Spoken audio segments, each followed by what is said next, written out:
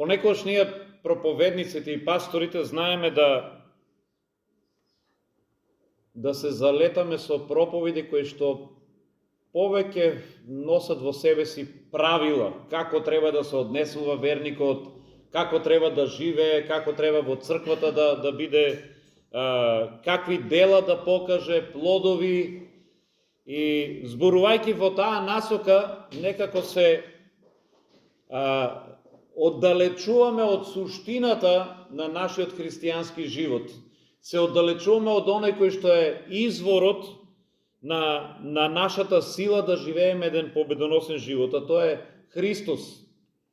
И затоа сакам од време на време да се вратам со пораки кои што нашиот поглед повторно ни го насочуваат кон Христос. Да се подсетиме дека ние доаѓаме заради Него, тоа е причината зашто сме тука, се нарекуваме христијани заради Христос, затоа што Тој го освоил нашето срце, Тој го променил, Тој ни даде нов живот, преку Него сме нови созданија. И затоа денеска сакам повторно мојата проповед да биде поврзана со Христос, не со некакви правила, не со 10 точки како да живееме вака или онака, него да се подсетиме на тоа кој е Христос. И ќе проповедам една проповед од текст кој што зборува за едно чудо поврзано со Христос.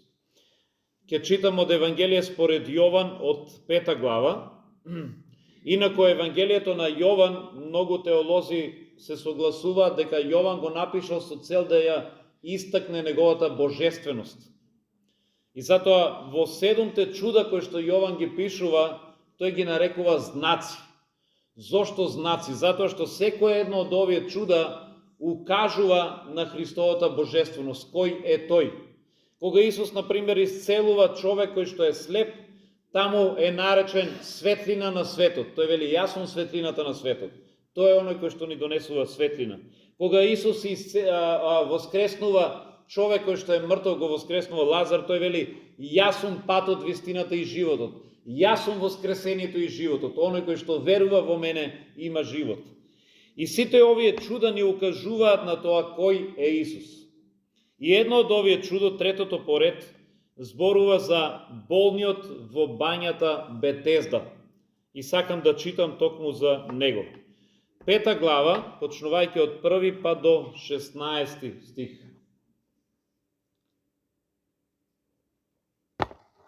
Вели вака. Потоа имаше еден празник јудејски и се искачи Исус во Ерусалим. А во Ерусалим кај овчата порта има бања по еврејски наречена Витезда или Бетезда со 5 тремови. Во нив лежаа мнозина болни, слепи, куци и сушени кои очекуваа да се раздвижи водата. И сега има тука еден стих кој што го нема во некои изворни текстови, но дава објаснување за едно верување во тоа време и вели вака. Зашто од време на време во бањата слегуваше ангел Господов и ја раздвижуваше водата, и кој прв ќе влезеше во придвижувањето на водата, оздравуваше од каква и да било болест да боледуваше. И имаше таму и еден човек кој боледуваше 38 години. Кога Исус го виде како леже, знаејќи дека многу години боледува, му рече: сакаш ли да оздравиш? А болниот му одговори: да, Господи, само немам човек кој што ќе ме спушти во бањата кога ќе се раздвижи водата, додека јас да дојдам, некој друг слегува пред мене. Исус му рече: стани, земи ја постелката своја и оди си. И веднаш оздраве човекот. Ја зеде постелката своја и одеше, а тој ден беше сабота. Заради тоа јудејците му рекоа на исцелениот: сабота е, не треба да ја носиш својата постелка. Но тој им одговори: оној што ми излекува ми рече: земи ја постелката своја и оди. А тие го прашаа: каде е човекот што ти рече: земи ја постелката своја и оди? Но исцелениот не знаеше кој е, зашто Исус се беше оддалечил, бидејќи на тоа место имаше многу народ. Подоцна Исус го сретна во храмот и му рече: ете сега си здрав и не греши веќе за да не те снајде нешто полошо. А човекот отиде и им кажа на јудејците дека Исус е оној што го излекувал. И затоа јудејците го гонеа Исус и сакаа да го убијат, зашто тоа го вршеше во сабота. Ете, тука ќе застанам, но оној важниот дел кој што се однесува на чудото го прочитавме и би сакал стих по стих некои од поважните работи да ги образложиме. Пишува на почеток, во Ерусалим кај овчата порта имаше една бања на еврејски наречена Бетезда.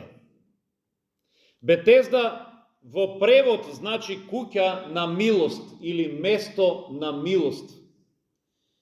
Интересно, можеби не случајно и многу текстови во Библијата, многу имиња, сушност не случајно носат одредени називи. Така да и овде гледаме дека ова место каде што овој човек со години се измачуваше, за него стана место на милост, место каде што му беше укажано милост. Интересно, на ова место гледаме најнапред еден опис на луѓе кои што беа болни од различни болести. Беа таму и чекаа да бидат излечени. Пишува имаше слепи, сакати и сушени. Барем 3 категории на луѓе беа наброени. Некои велат дека ова место Бетезда всушност станува слика на светот и каква е сликата во светот во духовна смисла. Кога се вели овде дека имаше слепи луѓе, можеме да символично, алегорично зборуваме за тоа дека и сликата или денешниот свет е слика на луѓе кои што без Бога се слепи. Многумина денеска се неспособни да го видат светот со вистинските духовни очи. Еве еден пример, кога Исус се сретна со фарисеите во Матеј 15 глава, тој ги нарече слепци, водачи на слепци. Дали тие беа вистински слепи физички? Не. Ама сепак Исус нив ги нарече слепци. Вие вели сте слепци кои што водите слепи. И кога тие му се спротиставија и рекоа како слепи ние гледаме, тој рече па заради тоа што велите дека гледате, вашиот грев останува, бидејќи сметате дека гледате, а всушност не можете да ја препознаете вистината. И тие на вистина беа слепи, бидејќи замислете, пред нив тие цело време се нарекуваа учители на Словото, се нарекуваат духовни учители, духовни водачи.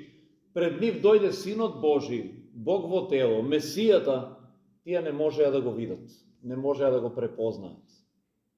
И токму затоа денеска овој свет во духовна смисла е исполнет со луѓе кои што духовно се слепи и не можат да ги видат работите такви како што се. Има ли денеска слепи луѓе кои што не можат да ја препознаат вистината, не можат да го препознаат Христос? Има. За жал многумина, јас имам и пријатели кои што се длабоко религиозни, кои што одат по манастири, палат свеќи, дават курбани, дома не знам имат наредено икони, но тие луѓе, кога им зборуваш за Исус Христос, тие остануваат слепи. Бидејќи нивната вера ја заснуваат на сите тие нивни ритуали, но тие се уште го немат Христос во срцето. И тие многу повеќе се подпират за нивното спасение на некој светец, можеби на Богородица или на било кој друг, но тие не може да го препознаат Исус како Господ и Спасител. Еднаш дури разговарав со еден православен пријател кој што редовно оди секоја недела на литургија.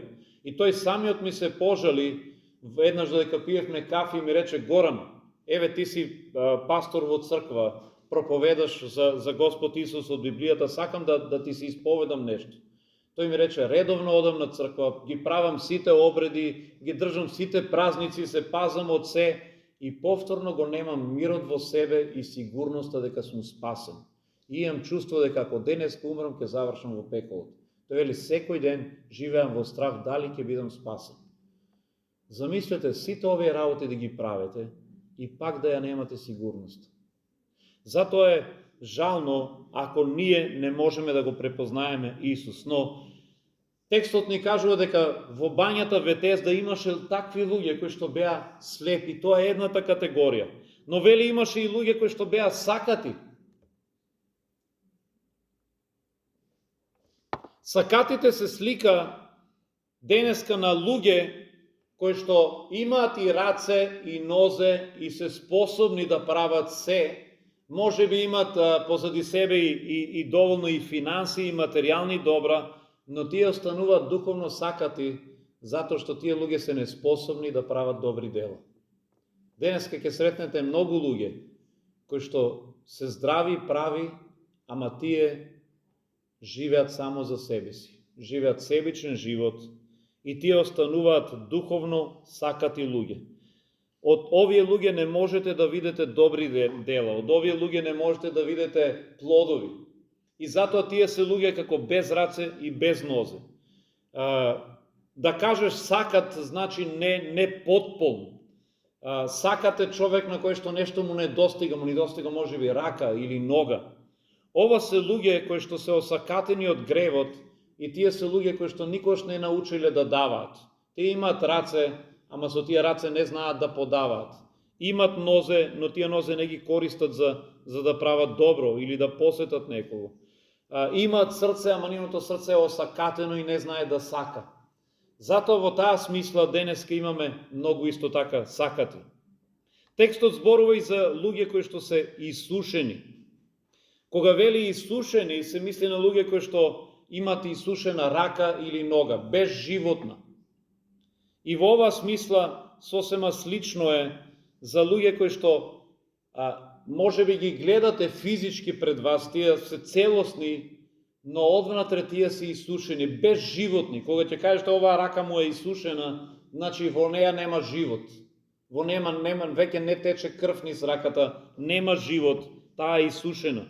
Но замислете кога ќе кажете за некој човек дека е со исушено срце или е безживотен. Луѓе во кои што не можете да видите радост, не можете да видите љубов, не можете да видите од нив да истекува силата Божја. Сега, кога луѓето се во таква ситуација, обично бараат во нешто надеж. Тие сакаат да се фатат за нешто, за да нивниот живот се промени. И еден од тие луѓе беше овој болен човек кој што беше во Витезда и чекаше да оздрави. Библијата ни кажува во 4 стих вели едно објаснување зашто Господов ангел од време на време слегуваше во бањата. Многу теолози се согласуваат, бидејќи овој текст го нема во сите оригинални записи, дека всушност е додаден како објаснување на народно верување во тоа време. Знаете, често пати кога ќе се случи некаков феномен, ние се обидуваме да си го објасниме тој феномен. Веројатно во оваа бања се случувало луѓе да оздрават. Дали бањата имала некаков, можеби, минерали во самата вода или способност да оздравува, не знаеме, но луѓето се обиделе да си објаснат зошто некои оздравувале, а некои не. И можеби дури теолозите претпоставуваат, веројатно овие води са биле поврзани со некои подземни извори, можеби со некој вулкан кој што не е активен и од време на време некаков гейзер се е појавувал и е раздвижувал водата. И луѓето си го објаснувале тоа дека сигурно некој ангел со неговата рака, невидлива рака, ја раздвижува и тогаш на водата и дава исцелителна моќ. И кој прв ќе влезе, ќе оздрави. Како и да е, заради ова верување, секогаш кога ќе водата се раздвижила, секој се обидувал прв да влезе за да го прими исцелението. И ово ни укажува дека луѓето овде се подпирале на одреден мит за нивното исцеление, на одредена легенда. Запрашајте се колку често и ние тоа го правиме денеска.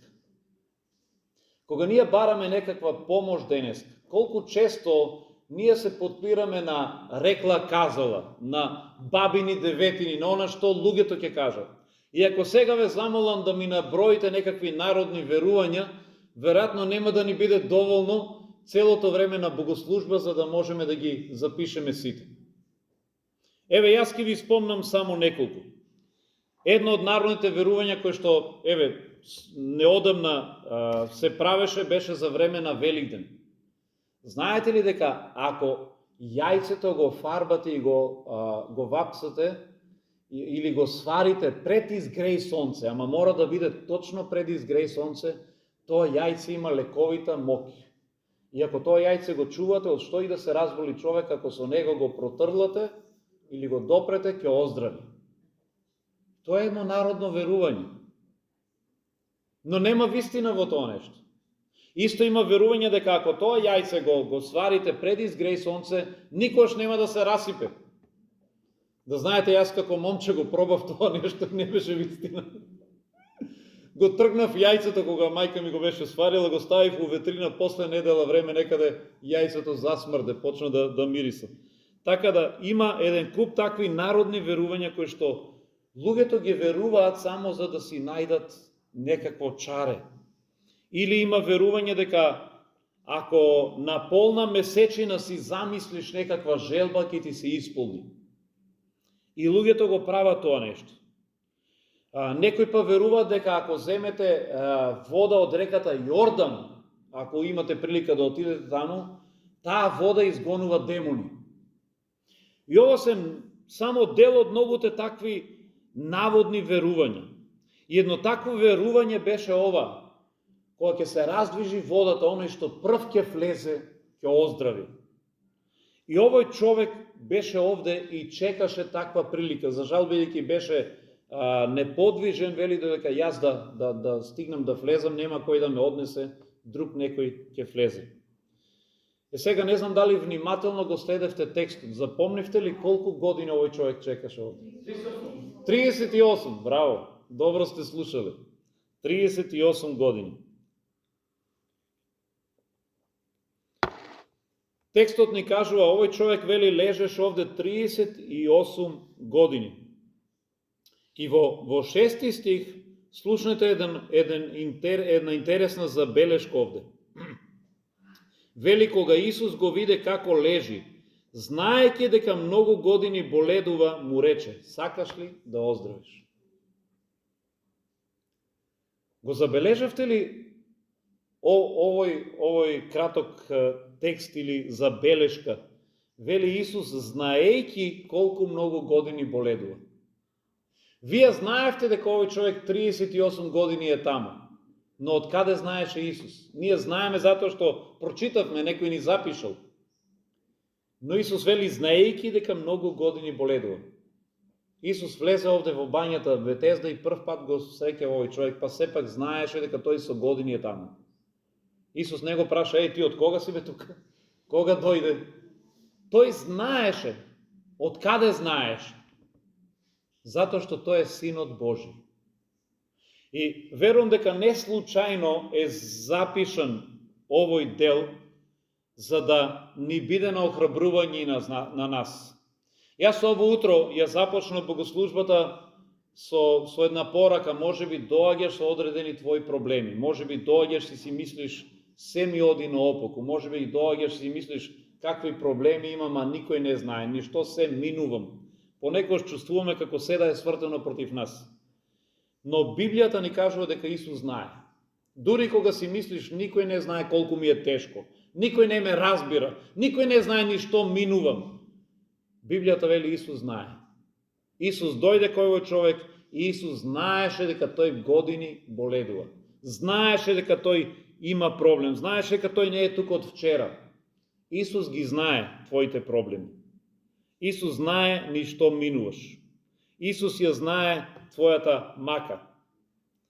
И Исус му се стави на располагање на овој човек. Исус на овој човек му го постави најубавото прашање што можеше да го слушне за тие 38 години. И не му требаше да оди на школа за да го даде одговорот. Исус го праша: сакаш ли да оздравиш? И што мислите човекот како реагираше? Не знам, чекај да се јавам до дома да прашам. А што е точниот одговор што треба да одговорам? Сакам, нема што да се прашуваш. Скоро слушнав еден виц. Некоја, се ова не е навреда за плавушите, ама нели, вицот е таков, оди плавуша некоја на доктор и вели, докторе, јас најверојатно сум бремена, ама не сум сигурна. И доктору вика, не се секирајте, има за тоа тест. И девојката вели, добро, ама тежок ли е тестот, вика. Сега, овде имаше едно прашање кој што му го постави Исус на овој човек, но одговорот воопшто не беше тежок. Одговорот не беше таков да човекот требаше да се прашува, чекај сега да знам, да размислам. Исус му постави прашање затоа што знаеше дека овој човек сака да оздрави. И ова покажува дека Исус го знаеше копнежот на овој човек.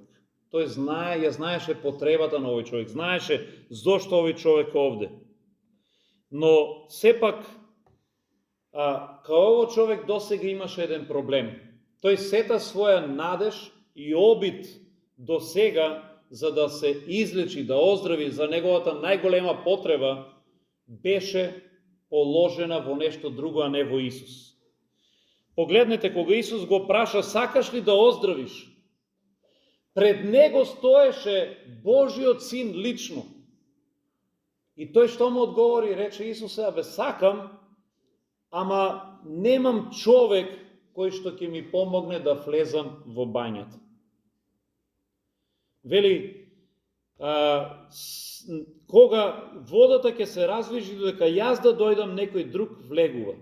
Немам човек што ќе ме спушти. Колку беше тажно што тој не препозна на почеток кој стои пред него. Доаѓа Исус и лично те прашува, сакаш ли да оздравиш? Сакаш ли да го добиеш одговорот на твојата најголема потреба? Сакаш ли да ти помогнам?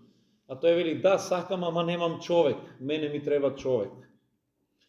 Понекогаш проблемот е, како што почнав и ово утро, што ние фокусот од Исус го свртуваме кон нешто друго. Забораваме дека ние го имаме Исус како наш пријател, како наш Господ и Спасител. Забораваме дека можеме на Него да се обратиме. И затоа ние целата наша надеж многу пати ја полагаме на човек. Или ја бараме на погрешни места. Овој човек, неговата надеж ја бараше во тоа што чекаше да се раздвижи водата, па кој ќе се раздвижи, ако може тогаш да влезе, и тој се надеваше дека тоа ќе биде решението за мене. Тука ќе го најдам лекот. Но тоа беше еден мит, едно народно верување. Исто како и денеска нашиот народ, што во најголема мера нивната надеж ја полага токму во такви некакви, да кажеме, бабини верувања или некакви народни верувања, да не кажам окултни. Често пати денеска во Македонија, за жал, во духовна смисла, најголемата надеж кај нашиот народ не е во Господ, не е во тоа да дојдам во молитва и пред Него да барам да ми одговори на мојата потреба, него кога на некој му е тешко, а не може да најде лек кај доктор, знаете ли каде го упатува нашиот народ? На бајачи и гатачи. Вели, сум чул таму за една бајачка, сум чул за еден гатач, а отиди таму, ќе ти направи нешто, ќе ти побаја, ќе ти заврши работа. И ние, како народ, нашата надеж во духовна смисла ја полагаме во бајачи и гатачи, во окултни нешта, наместо во Господ Исус.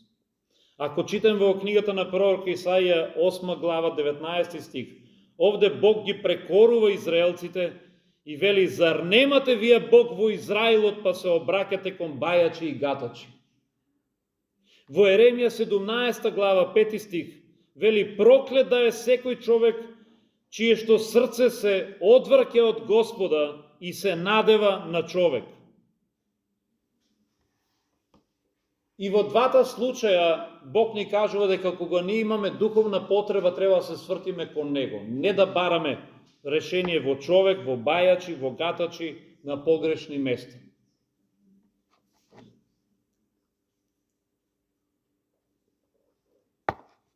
Понекогаш можеби ние си велиме, јас сум го чул тоа често пати и од нашиот народ луѓе да кажат, Јас кој ќе прашам, добро, зошто не се молиш на Бог да ти одговори? Бај да не му тежам на Бог. Да сега уште јас сум укуса, Бог толку многу има проблеми, со толку луѓе се расправа, сега па и јас уште сум укуса да одам и ја да му барам. И некој ние имаме чувство дека ако јас се отидам од Бог да барам, јас сега уште толку ќе го обременам. Па ајде затоа подобро ќе пробам први кај оваа жената со неја да го решам проблемот. Ќе отидам први кај оваа бајачката, па ако не успеам тогаш кај Бог, да не му дотежнам. Сеедно Бог не може да ги издржи нашите бремења, може на максимум до 10, па ако дојдам ја 11-тиот ќе ми каже извини Горан, толку ми се силите, не можам. Ние со тоа веруваме во еден ограничен Бог кој што тој не може да се справи со сите наши предизвици. Има еден виц за слонот кој што ја видел мравката како се мачи, носи некој ранец на грбот и оди едва ема целата веќе без душа и слонот и вели на мравката: слушај, те гледам се мачиш. Ајде качи ми се на грбот, јас ќе те носам, кај си тргнала, еве секако одам натам. И мравката онака изненадена, радосно вика: фала ти, се качува на грбот на слонот и продолжуваат заедно. И слонот и вели: а зошто не го симнеш и ранецот, зошто уште го носиш на грбот? И мравката вика: нека да не ти тежи, јас ќе го носам.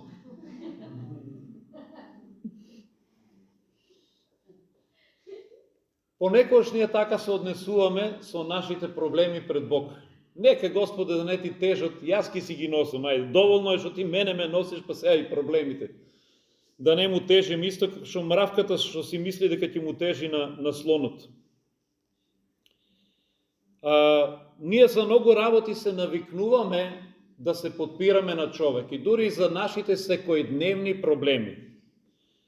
Кога нешто ќе се разболиме, бараме први врски, ако можеме да најдеме некој доктор со врски да ја заврши работата. Кога нешто ни е потреба од работа, бараме врски, ако може некој да не вработи. Го познаваш ли овој директор, тука знаеш некој од овие шефовите.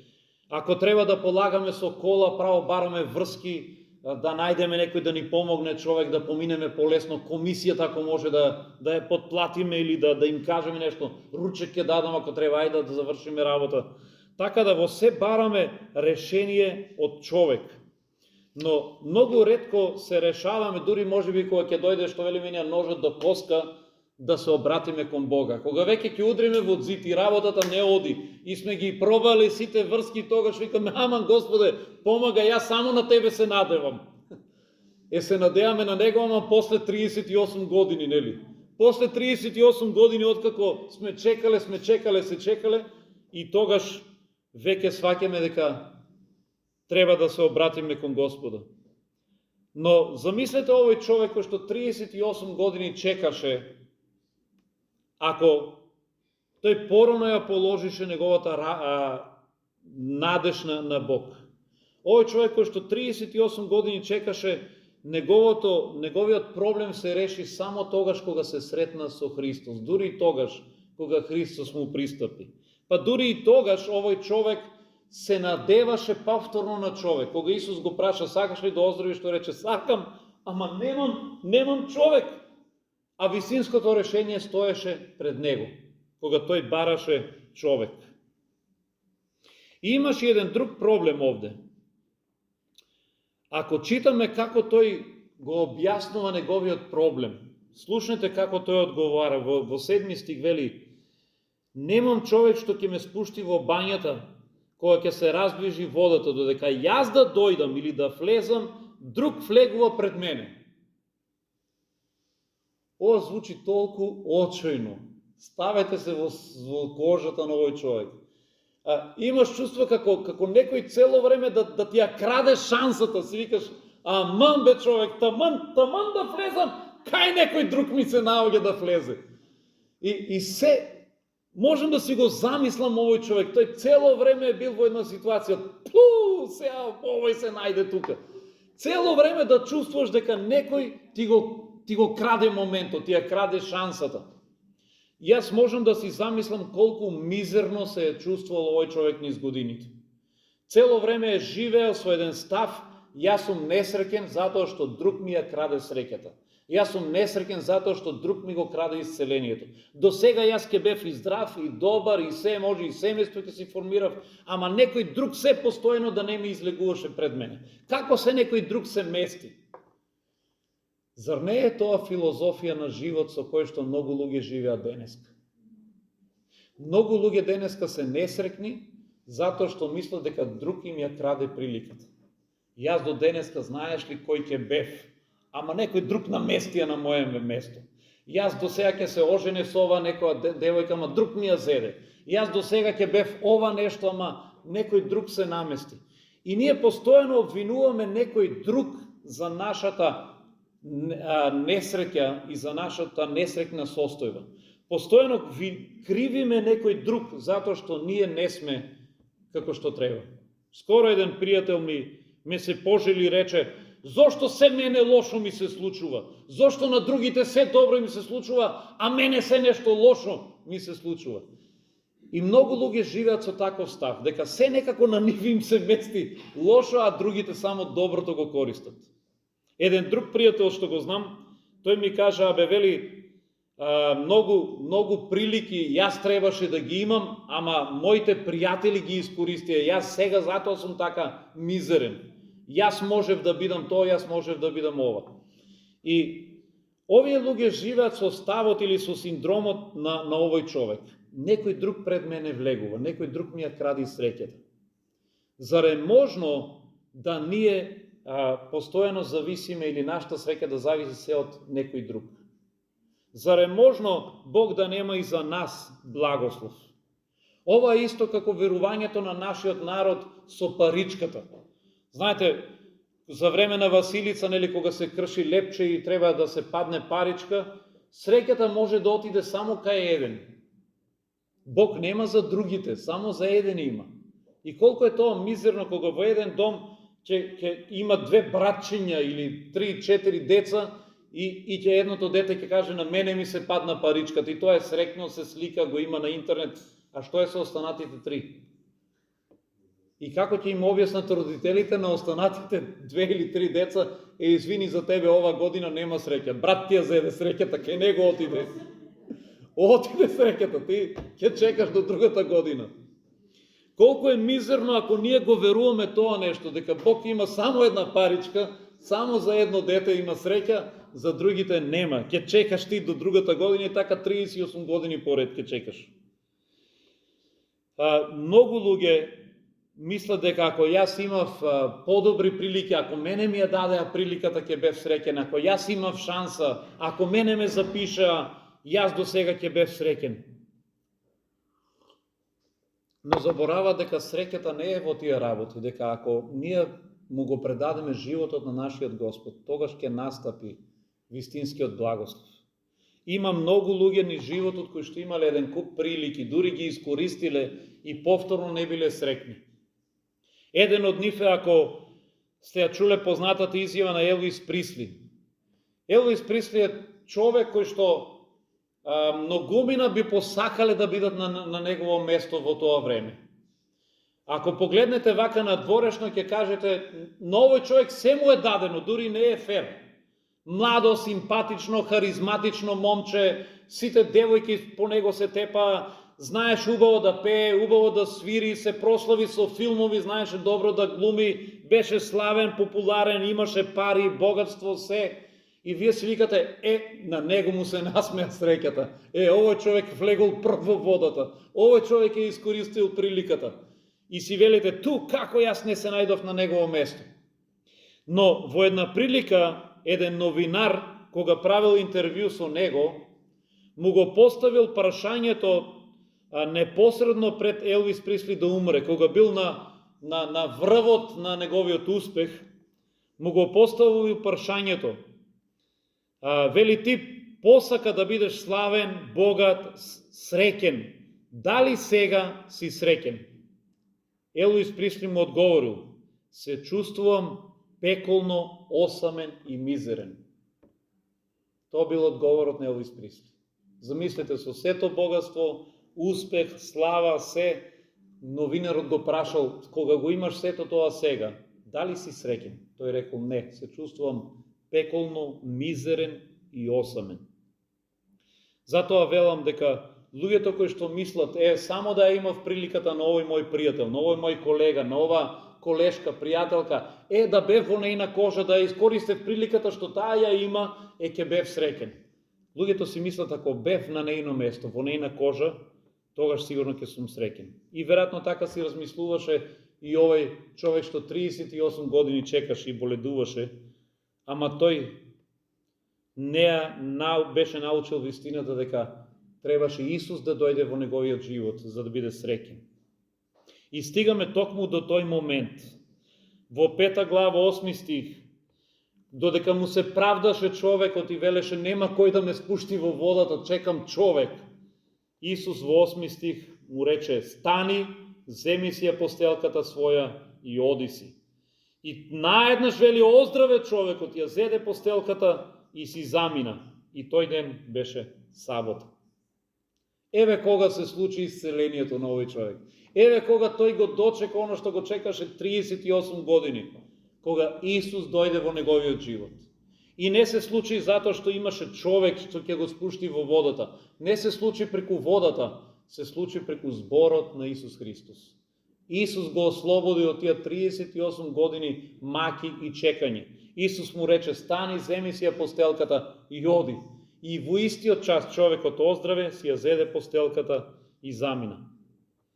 Еве, тоа се случи со овој човек кога Исус дојде во неговиот живот. Господ Исус лично донесе промена. Сега, интересно е што во овој случај Господ Исус покажа дека тој е Господар и на времето. Ако ги анализираме сите чуда што Јован ги запишал во Евангелието, ќе видиме преку секој едно чудо Јован сакаше да објави дека Исус е Господар на нешто. Ако читаме во едно од чудата каде што Исус ја претвара водата во вино, таму Јован сакаше да покаже дека Исус е Господар над материјата или над квалитетот. Исус од една вода која што беше обредна вода за миење нози и садови, тој од таа вода направи најквалитетно вино. Исус беше Господар над квалитетот, над материјата. Во една друга прилика гледаме дека Јован беше записал дека Исус ги смири бурата и морето и со тоа покажа дека Исус е Господар над времето. Тој може да заповеда на бурата, на ветрот, може да заповеда и тие го слушаат. Тој е Господар на целото време, на целата клима и тој може да управува. Но во оваа прилика Јован покажа дека Исус е Господар и над времето, во смисол времето што поминува. Ние си мислиме, колку од нас мислиме, затоа што поминало долго време, дека веќе за некои работи е доцна. Ставете се во кожата на овој човек. 38 години да чекате да се случи нешто. После 38 години повеќето од нас би се откажале. После 38 години повеќето од нас би изгубиле надеж, би рекле: нема шанси ја да оздравам. Нема шанси, 38 години су тука, кога ќе се случи јас да дојдам на ред. 38 години понекогаш ние го молиме Бог за нешто. Боже, те молам за ова нешто. Може би молите за спасение на некој ваш близок. Може би молите за некаква ваша потреба. И понекогаш си мислиме, кога Господ ќе одговори? Зар Бог се уште слуша? Зар се уште вреди да се молам?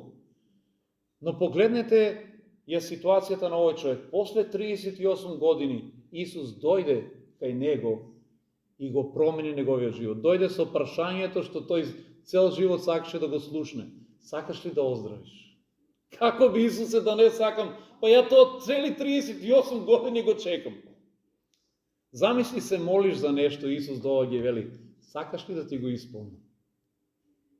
Ти велиш: Господи, па јас со години се молам за тоа нешто. Овој човек 38 години чекаше. Но погледнете во Библијата колку такви случаеви имаме. Имаме жена која што имаше крвотечение цели 12 години. И верувам дека овие години не се запишани случајно во Библијата. Кога Библијата пишува за овој човек 38 години, за жената 12 години, за израелците 400 години кои што беа во Египет. Сите овие години се запишани за да ни покажат дека колку и да чекаме, кога ќе дојде Господ Исус во твојот живот, се случуваат промени. Колку и да чекаш, не очајувај. Жената чекаше 12 години и при првата средба со Исус таа оздрави. Читаме за Лазар кој што беше 4 дена во гробот и дури неговото тело почна да се распаќа и засмрде. Кога Исус дојде, само заповеда Лазаре излези и тој стана од гробот и излезе повторно жив. И имаме многу такви ситуации. Може би ти имаш некаква рана, болка, празнина во твоето срце и велиш: Господе, чекам со години за ова нешто. Молам со години. И може би си велиш: зар веќе не е доцна? Но за Господ Исус не е доцна. За Бог не е доцна. Бог може да ги исправи работите кои што може би со години биле на погрешен начин третирани. Бог може да го исцели твоето срце кој што може би со години е нарането. Бог може да ги исправи односите кои што со години се нарушени и може да ги обнови нештата, да ги обнови односите, да ги обнови врските во твојот живот кои што со години биле нарушени. И на крај стигаме до делот или до забелешката